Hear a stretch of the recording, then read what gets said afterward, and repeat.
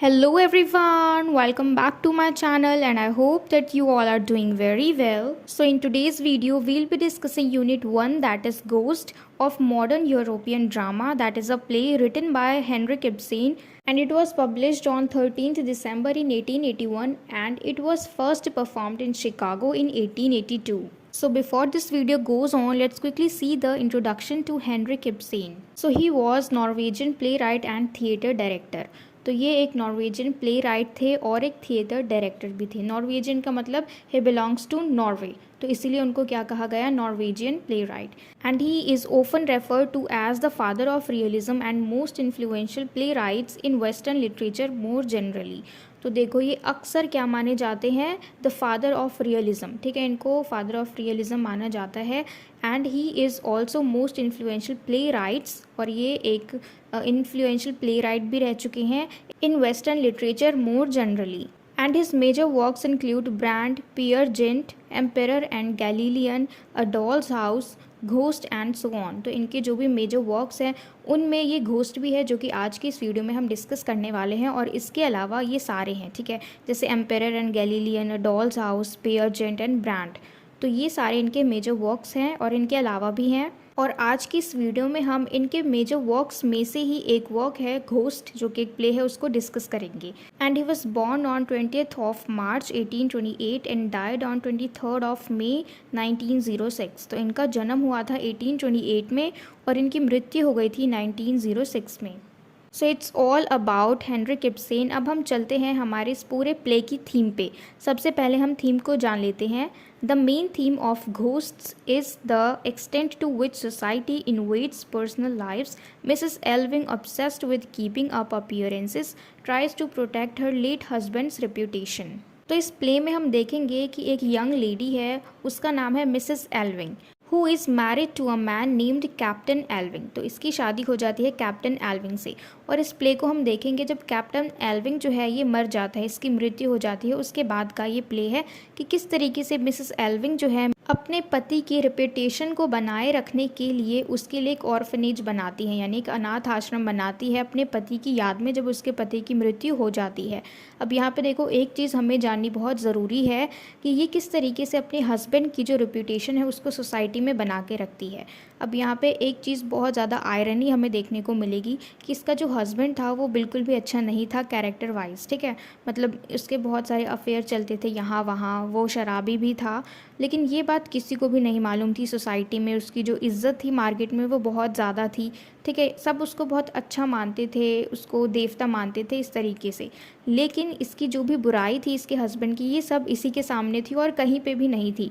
तो इसीलिए जो मिसेस एल्विंग है उसको सारी सच्चाई मालूम है, लेकिन फिर भी उसके पति के मर जाने के बाद वो अपने पति की जो रेपुटेशन है सोसाइटी में बनाए रखने के लिए वो अपने पति की याद में एक ऑर्फनेज बनाती है, यानी एक अनाथ आश्रम बनाती है। तो इस पूरी प्ले का पहला थीम है कि किस तरीके से वो अपने लेट हस्बैंड की रेपुटेशन को बनाए रखती है, उसको बचाने की कोशिश करती है।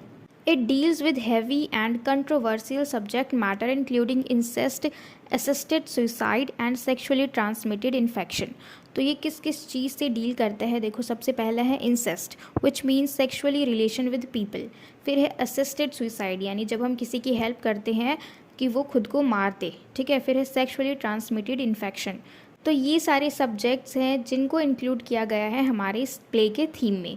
And the plot follows the Elving family as they confront the dark secrets that are embedded in their past and present। तो इस प्ले का जो प्लॉट है ये एल्विंग फैमिली ही है। इसके अंदर हम देखेंगे कि किस तरीके से एल्विंग फैमिली, यानी देखो फैमिली में जो फादर है वो तो रहा नहीं, उसकी मृत्यु हो चुकी है, उसकी डेथ हो चुकी है। अब मदर एंड सन, बेटा और माँ, ये इन दोनों के बीच में ही कुछ सीक्रेट्स हैं जो रिवील होंगे, जो कि इनके बेटे को नहीं मालूम लेकिन इसको मालूम है।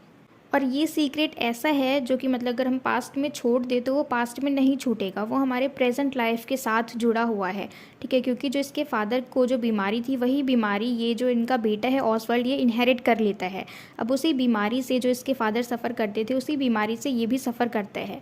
तो ये एक ऐसा पास्ट है जो इनके साथ साथ प्रेजेंट में चल रहा है, उनको प्रेजेंट में भी पेन दे रहा है, यानी ये एक तरीके का ऐसा पास्ट है जिसको हम चाह के भी पीछे नहीं छोड़ सकते, ये हमारे साथ साथ चलता ही रहेगा और हमें हमेशा दुख पहुंचाता ही रहेगा, ठीक है। तो इतना था हमारा थीम। अब हम चलते हैं इस पूरे प्ले के कैरेक्टर्स पे। इसमें हमारा सबसे पहला कैरेक्टर है मिसेस हेलेन एल्विंग, जिनको कि हम इस पूरी प्ले में जानेंगे कैसे, मिसेस एल्विंग के नाम से। फिर है कैप्टन एल्विंग, जो कि मिसेस एल्विंग के हस्बैंड थे और अब इनकी मृत्यु हो चुकी है, यानी इस पूरी प्ले में ये डेड हैं, ठीक है, इनका कुछ भी रोल नहीं है। फिर है ऑसवाल्ड, जो कि इन दोनों का बेटा है। ऑसवाल्ड जो है ये मिस्टर एल्विंग और मिसेस एल्विंग का बेटा है। फिर है पास्टर मैंडर्स, जो कि एक प्रीस्ट है और ये पुराना फ्रेंड भी है, इनका फैमिली फ्रेंड है मिसेस एल्विंग का, और ये जब यंग थी तो इनको इनसे थोड़ा प्यार भी था। फिर है रजाइना, जो कि इनके घर में ही काम करती है, इनकी मेड है। फिर है जेकब एंड स्ट्रैंड, जो कि एक कारपेंटर है और साथ ही साथ रजाइना के फादर भी हैं, ठीक है, यानी रजाइना और जेकब जो है ये आपस में फादर और डॉटर हैं। फिर है जोहाना, इसका बड़ा रोल नहीं है और ये जो है ये इनके घर की एक्स मेड थी, यानी पुरानी नौकरानी थी और अब ये नहीं रही। तो अब हम फाइनली शुरू करते हैं हमारे इस पूरे प्ले की समरी को। At the beginning of the play we know that Captain Alving is no longer alive and a memorial in the shape of an orphanage is being raised to him. तो देखो, इस पूरे play की starting में ही, हम beginning में ही इस चीज़ को जानेंगे कि कैप्टन एल्विंग जो हैं ये नहीं रहे, ठीक है, इनकी मृत्यु हो चुकी है और अब इनकी याद में एक अनाथ आश्रम बनाया जा रहा है। Manders the priest he has come for inauguration, और जो मैंडर्स हैं यानी जो प्रीस्ट हैं, जो इनके फैमिली फ्रेंड हैं पास्टर मैंडर्स, ये आ गए हैं यहाँ पे इस अनाथ आश्रम की इनॉग्रेशन में, यानी उसके उद्घाटन में। Oswald the junior Alving has come home after a long interval. अब यहाँ पे देखो, ये ऑसवाल्ड जो है ये भी आ चुका है एक लॉन्ग इंटरवल के बाद, क्योंकि जो इसकी मदर थी उनको डर था कि अगर ये अपने पिता के साथ रहेगा तो कहीं इसके पिता की बुराइयाँ जो है, जो इतने सारे अफेयर्स हैं उसके पिता के, जो उसके पिता इतने ज़्यादा शराब पीते हैं, तो ये सारी जो बुराइयाँ हैं ये ऑसवाल्ड में ना आ जाए, इसीलिए जो मिसेस एल्विंग है इसको बाहर भेज देती हैं, पेरिस भेज देती है। तो ये अभी वापस आ गया है, इसकी मदर ने इसको वापस बुला लिया है इसके पिता के मृत्यु के बाद, ठीक है। अब यहाँ पे जो ऑर्फनेज है इसके उद्घाटन में ये भी शामिल होगा। Pastor Manders and Mrs Alving have a long conversation. तो अब इन दोनों में काफ़ी सारी बातचीत होती है, क्योंकि ये लोग काफ़ी टाइम बाद मिल रहे हैं, तो ये लोग आपस में बातचीत करते हैं, पास्टर मैंडर्स और Mrs Alving. Mrs Alving had tried to escape from his intolerable bondage years after her marriage, the marriage was a sham. तो अब यहाँ पे देखो, जब इन दोनों की आपस में बात होती है पास्टर मैंडर्स की और मिसेस एल्विंग की, तो ये अब सारी बातें बता देती है, ठीक है, कि किस लिए वो ऐसा कर रही है, जब उसको मालूम है जब वो अपने पति से इतना नफरत करती है, फिर भी उसके मरने के बाद उसकी याद में वो ऑर्फनेज बना रही है, वो अनाथ आश्रम बना रही है अपने पति की रेपुटेशन को बचाने के लिए। तो अब ये सारी बातें बोल देती है कि जब वो उसके साथ थी तो वो बिल्कुल भी खुश नहीं थी, क्योंकि उसका कैरेक्टर बिल्कुल भी अच्छा नहीं था उसके पति का, वो इधर उधर उसका अफेयर चलता रहता था, हमेशा शराब पी के आ जाता था। तो इसलिए वो क्या कहती है कि जो ये मैरिज है वो शैम है, यानी नकली है, वो दिखावटी है, वो सचमुच में नहीं है, वो बस दुनिया की नज़रों में ही था जो भी था।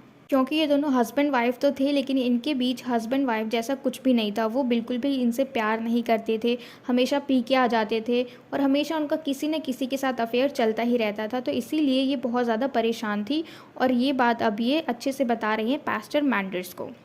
And her husband led a profligate life and had all sort of vices.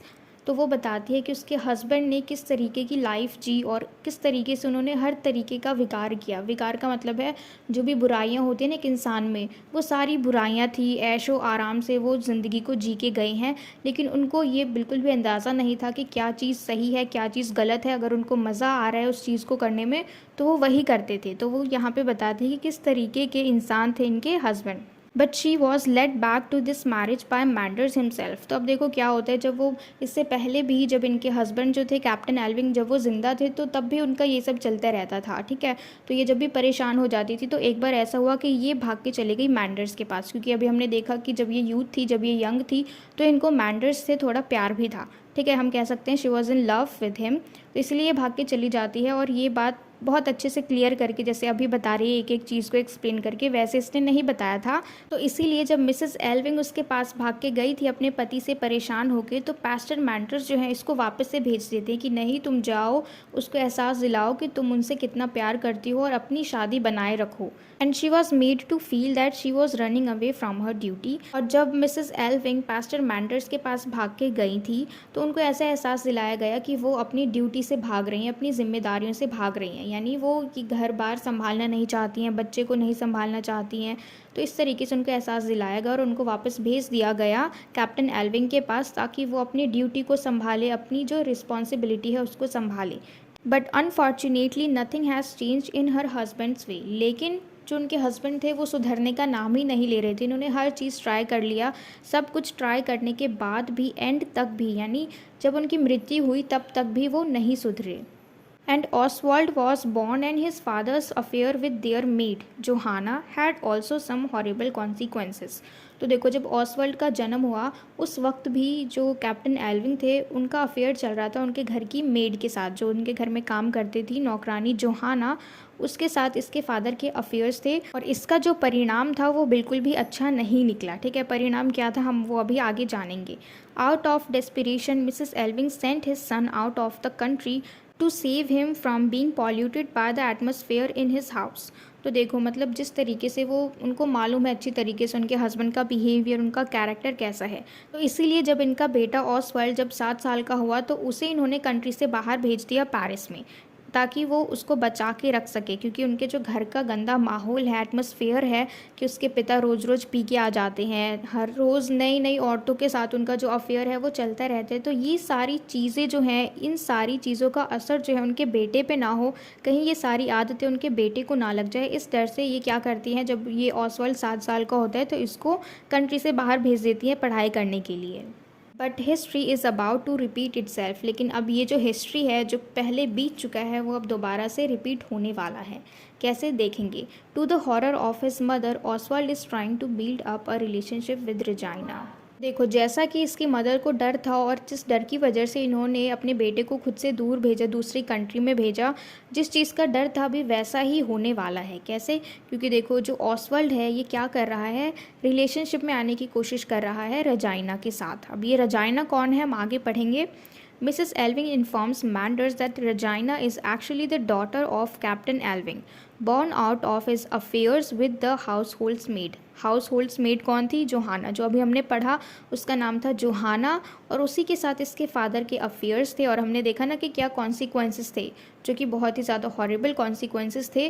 तो ये यही थी रेजाइना, ठीक है, क्योंकि देखो जो कैप्टन एल्विंग थे उनका अफेयर था जोहाना के साथ, जो कि इनके घर की मेड थी यानी नौकरानी थी। ठीक है, फिर जब ये जोहाना प्रेग्नेंट हुई तो इसकी शादी ज़बरदस्ती करा दी गई। ज़बरदस्ती इन द सेंस हम कह सकते हैं हश मनी दे के, यानी इतना पैसा दे के जितने से उसका मुँह बंद हो जाए उतना पैसा दे के इसकी शादी किसी और से करा दी गई। किसी और से, किससे, जेकब एंड स्ट्रैंड से। ठीक है, यानी जो जेकब एंड स्ट्रैंड है वो एक कारपेंटर है, उसकी शादी जोहाना से करा दी गई जब जोहाना प्रेग्नेंट थी।